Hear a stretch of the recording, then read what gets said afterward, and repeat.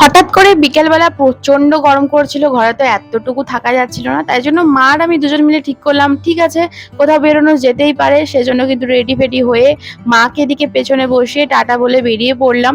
আজকে গেছিলাম একটু অন্যদিকে, সোনামুখী বর্ধমান রোডে। আর এই রোডে রয়েছে শীতলজলের মন্দির, আরিয়ান কলেজ, আরো অনেক কিছু। আর এই রোডটা পুরোটাই চারিদিকে মাঠ দেখতে পাবেন, জঙ্গলের কোনো কিছুই দেখতে পাবেন না। বিষ্ণুপুর রোডের মতো একদমই নয়, অন্য রকম পুরো। তো এদিকে বেশ এনজয় করতে করতে যাচ্ছিলাম, তারপর একটা সাঁকো দেখে বসে পড়লাম। এখানে খুব সুন্দর হাওয়া দিচ্ছিল। আর এখানে দেখুন মাও বসে পড়েছে, কয়েকটা ছবি তুললাম। তারপর ওখান থেকে কিছুটা দূরে চলে গেলাম ধান সিমলা। এই ধান সিমলার বাজারটা কিন্তু বেশ একটু জমজমাট টাইপের, গ্রাম হলেও জমজমাট। তো এখানে ফুচকার দোকানে দাঁড়িয়ে কিন্তু ফুচকা খেলাম। আরো অনেক কিছু ছিল এই স্টলটাতে, যেমন হচ্ছে ঘুগনি, আর এখানে রয়েছে ঘুগনির সাথে ডিম সিদ্ধ। এই কম্বিনেশনটা আমরা ট্রাই করতে পারেন। আর নিয়েছিলাম ভেজিটেবল চপ। দেখা হচ্ছে পরের মিনি ব্লগে, টাটা।